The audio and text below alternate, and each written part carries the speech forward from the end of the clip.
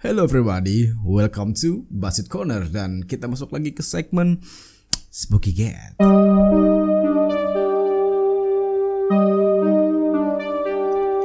Lagi-lagi kerusuhan sepak bola di Indonesia. Baru kemarin kita semua berduka sama tragedi yang dialami oleh supporter Arema Malang. Kejadian ini terjadi di Stadion Kanjuruhan di daerah Jawa Timur, tepatnya di Kabupaten Malang, yang dimana Stadion Kanjuruhan ini menjadi markas atau kandangnya Arema Malang.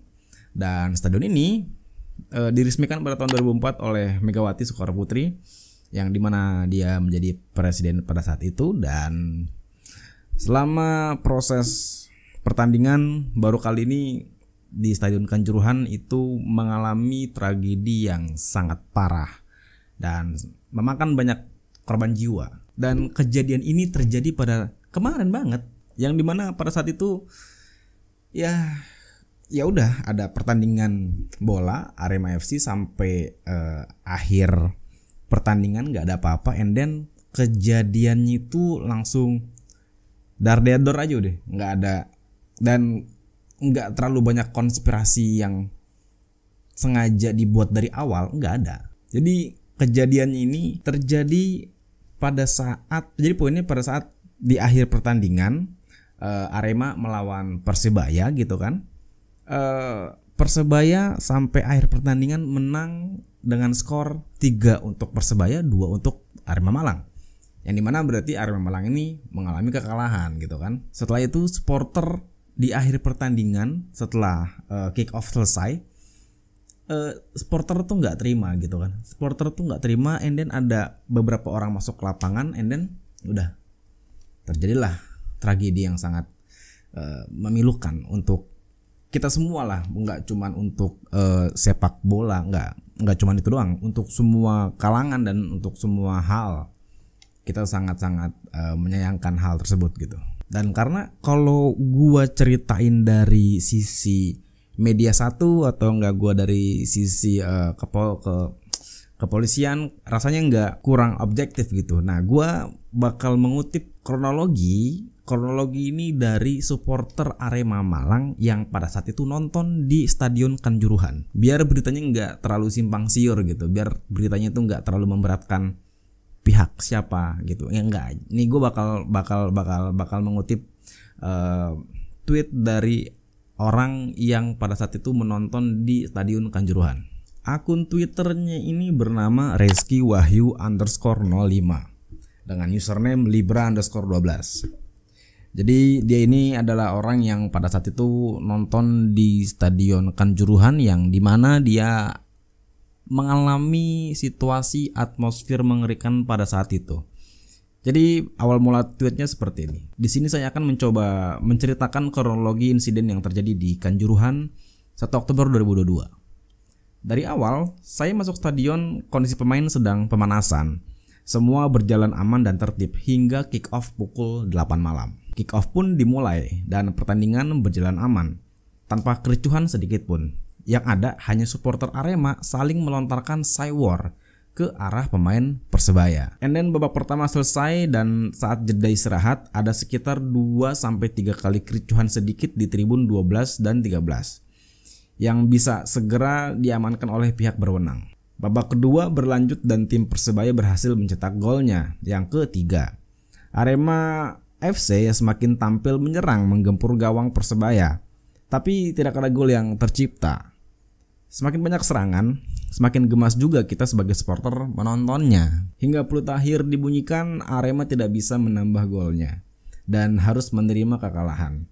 Disinilah awal mula tragedi dimulai.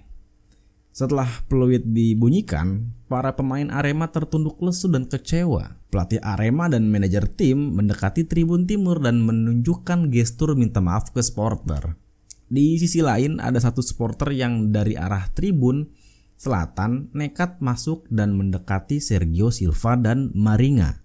Terlihat sedang memberikan motivasi dan kritik kepada mereka. Kemudian ada lagi beberapa oknum yang ikut masuk untuk meluapkan kekecewaannya kepada pemain Arema. Terlihat John Alvarizi mencoba memberi pengertian kepada oknum-oknum tersebut. Namun semakin banyak mereka berdatangan, semakin ricuh kondisi stadion karena dari berbagai sisi stadion juga ikut masuk untuk meluapkan kekecewaannya ke pemain. Diikuti dengan lempar-lempar berbagai macam benda ke arah lapangan. Dan para supporter yang semakin tidak terkendali, akhirnya pemain digiring masuk ke dalam ruang ganti dengan kawalan pihak berwajib. Setelah pemain masuk, supporter makin tidak terkendali dan semakin banyak yang masuk ke lapangan. Pihak aparat juga melakukan berbagai upaya untuk memukul mundur para supporter, yang menurut saya perlakuannya sangat kejam dan sadis.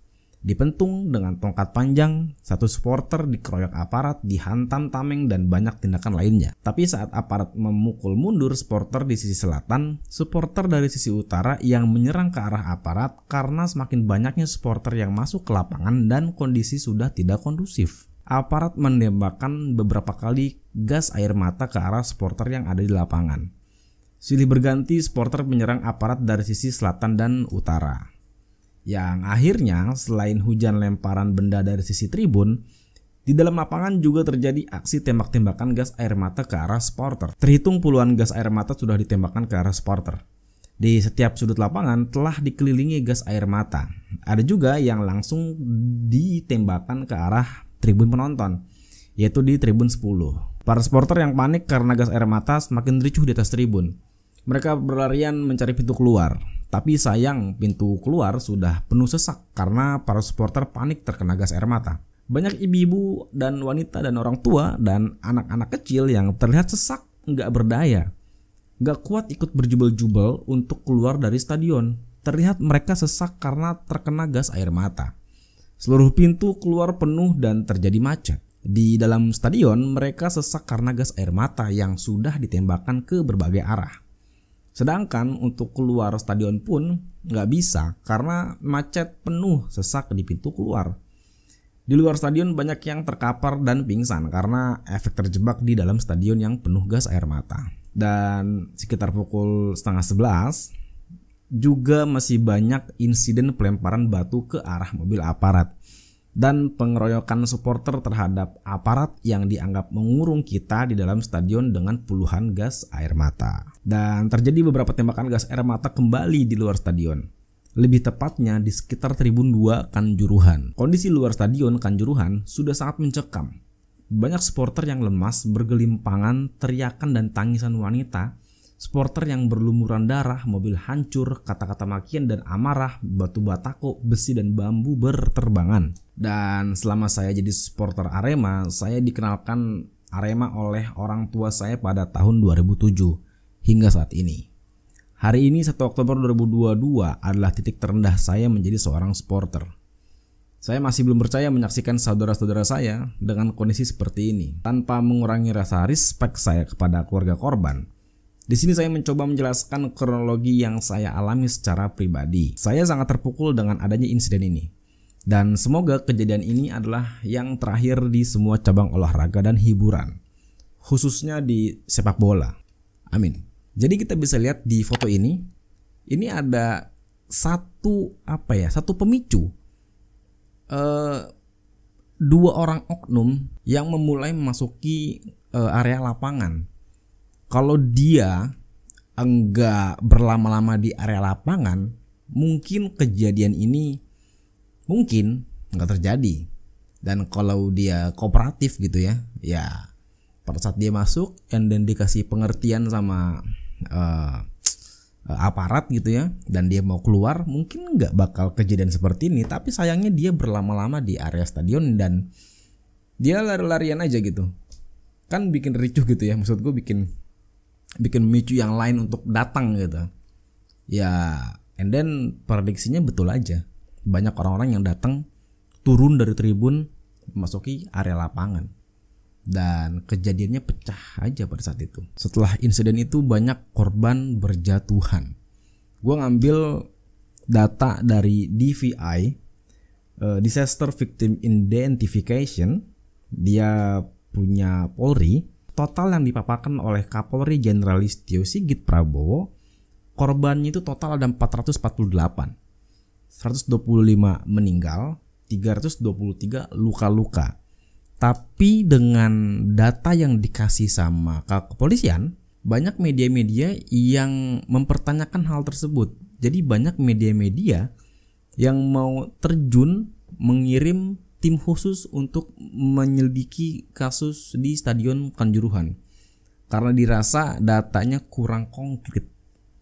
Jadi kayak Vice narasi dia sengaja berangkat ke sana untuk menyelidiki kasus secara independen. Dan ada juga berita, ini masih ongoing sih. Jadi ada berita supporter yang pada saat itu datang, bukan si Reski ya, bukan yang tadi gue sebutin. Orang yang pada saat itu datang nonton di Stadion Kanjuruhan and then mau diundang ke Najwa, ke narasi, itu konon kabarnya diculik sama aparat. Gue nggak tahu karena mungkin biar dibungkam kah atau I don't know, accident kah? Tapi diculik. Masa diculik nggak sengaja? Masa diculik cewek enggak? Pasti kan dia ada perencanaan tuh kan. Ini si Fulan ya kan, ini mau ke Jakarta nih. Dia diundang sama Najwa nih, daripada dia ngomong macem-macem, kita sekep aja dulu. Mungkin karena yang gue baca seliuran begitu. Dan karena diduga korban-korbannya pun harusnya lebih banyak, karena berbagai sumber itu beda-beda. Ada yang bilang 170 yang meninggal, ada yang 125. Kalau dari Polri ya 125, ada yang bilang 150. Nah beda-beda nih, karena mungkin juga ini kan pastinya yang teridentifikasi, yang punya ID card, yang punya KTP, pasti juga banyak orang-orang yang gak bawa KTP pada saat itu. Jadi mungkin dia meninggal tapi dia gak bawa identitas, jadinya gak kehitung mungkin. Jadi harusnya lebih banyak secara korban jiwa, secara aktual gitu. Terus dari insiden tragedi di Kanjuruhan, ada yang bilang apakah ada sanksi dari FIFA atau PSSI terhadap tragedi di Kanjuruhan. Yang pasti belum ada keputusan resmi dari FIFA untuk PSSI soal sanksi membekukan dan sebagainya. Tapi menurut Yunus Nusi selaku sekjen PSSI, dia yakin bahwa AFC dan FIFA itu nggak mengambil keputusan yang merugikan Indonesia. Itu sih yang paling nggak lagi diusahakan sama si Yunus Nusi. Karena menurut dia Indonesia harusnya was-was karena Indonesia bakal jadi tuan rumah Piala Dunia U20. Karena ditakutkan status tuan rumahnya tuh bakal dihapus, takutnya begitu. Tapi Yunus Nusi ini mengusahakan semoga nggak ada hal yang bisa merugikan untuk Indonesia, kata dia begitu. Dan karena ini sepak bola dan beritanya begitu cepat mengalir kemana-mana gitu ya, sosial media, banyak tim sepak bola, orang-orang dari penjuru dunia itu mengetahui kasus di Kanjuruhan, sampai-sampai diliput di media-media asing di luar negeri. Dan laga di La Liga itu sampai mengheningkan cipta sebelum dia melakukan pertandingan untuk menghormati, untuk bentuk respect terhadap tragedi di Kanjuruhan, Malang, Indonesia.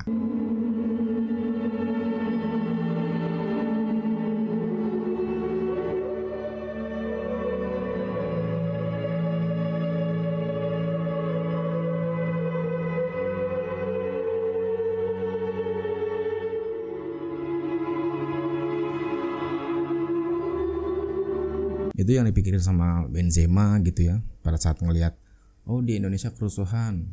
Apa cuman doang, atau oh my god Indonesia I'm so sad kayak gitu, atau karena udah biasa, gue nggak tahu. Jadi dengan kejadian ini Indonesia menjadi ketiga terbesar dalam kerusuhan sepak bola Indonesia. Yang pertama ada Peru, 328 jiwa meninggal. Itu edan banget. Itu hampir 400, hampir gopek. Gue yakin lebih dari 400 itu yang meninggal. Ya, pertama dari Peru. Ada 328 jiwa yang meninggal. Terus yang kedua ada dari Ghana. Dari Ghana ada 126 yang meninggal, dan kita ada 125 yang meninggal Kanjuruhan. Tapi kalau misalkan datanya itu lebih dari 125,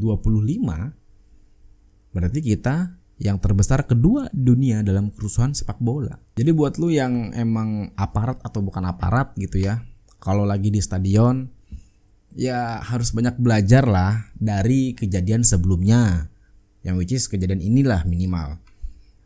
Lu yang bukan aparat ya lu dewasa dalam nonton di stadion, dan kalau kalian yang aparat ya membaca Code of Conduct atau SOP dalam penanganan kerusuhan di dalam stadion, karena kabarnya dalam peraturan FIFA itu nggak boleh pakai gas air mata. Jadi kalau memang aparat gitu ya, coba dikondisikan nggak pakai gas air mata karena bikin sesak juga gitu. Dan yang bukan aparat, lu orang sipil mau nonton ya tertib aja, kalah wajar. Sekarang kalau misalkan kitanya digigit-gigit panas, sumbu pendek, marahan gitu ya, ya gimana kita stadionnya kayak di Old Trafford gitu, yang pendek sama pemain, kita bisa megang pemain gitu. Kita kapan bisa kayak gitu kalau kitanya emosian gitu kan. Ya lu bayangin lah kalau misalkan MU main nih ya kan di Old Trafford gitu, terus yang nonton kita gitu, terus MU kalah gitu kan, ya Rooney bakal kita gatak dengan orang dekat gitu kan. Tapi kan enggak, di sana kan udah apa ya, udah dewasa lah mereka, udah ngerti gitu ya. Udahlah, ini pertandingan aja gitu. Ya dulu bocah gue cita-citanya begitu, karena kan dulu gue juga sempat SSB lah 2007 2008 setahun doang. Terus gue nggak jadi pemain inti karena gue kebanyakan bercanda katanya. Tapi kata pelatih gue waktu itu, gue mainnya bagus, striker gue dulu. Terus karena gue kebanyakan ketawa gitu kan, katanya bikin suasana nggak serius katanya di lapangan. Jadi gue jadi pemain cadangan. Pada saat gue jadi pemain cadangan, gue sakit hati. Mending gue jadi main band daripada main bola. Nah dulu pada saat gue main bola ya, cita-cita gue adalah kapan Indonesia stadion itu kayak di luar negeri gitu, deket sama pemain. Tahu kan yang kayak gitu kan? Kapan kita bisa kayak gitu? Ya lu perhatiin lah kayak di Argentina, stadionnya pasti tinggi-tinggi karena mereka suka kerusuhan. Ya gimana bisa deket sama pemain gitu kan? Tapi tolonglah, makanya aparat ya itu urusan negara yang mengatur regulasi gitu kan. Tapi kan kalau yang sipil kan kayak kita nih, kayak gue gitu, yang bisa kontrol ya kita sendiri gitu.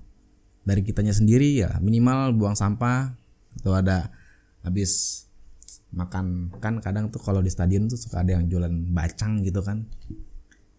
Dulu sih gue, kalau sekarang gue nggak tahu, gue jarang nonton bola di stadion.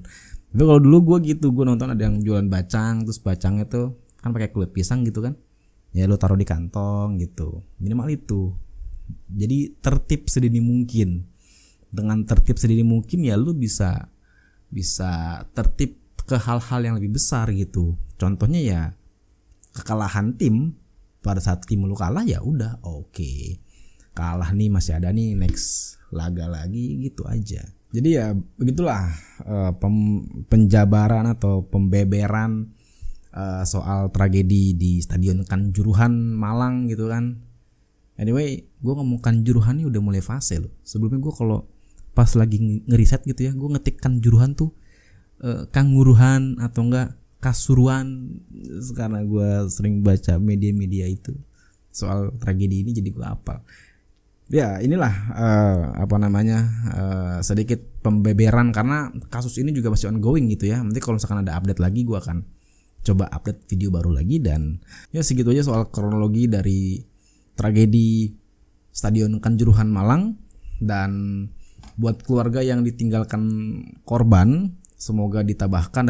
Dan satu lagi, jadi ada 15 keluarga korban yang menuntut ke hukum gitu karena dirasa aparat bertindak semena-mena begitu.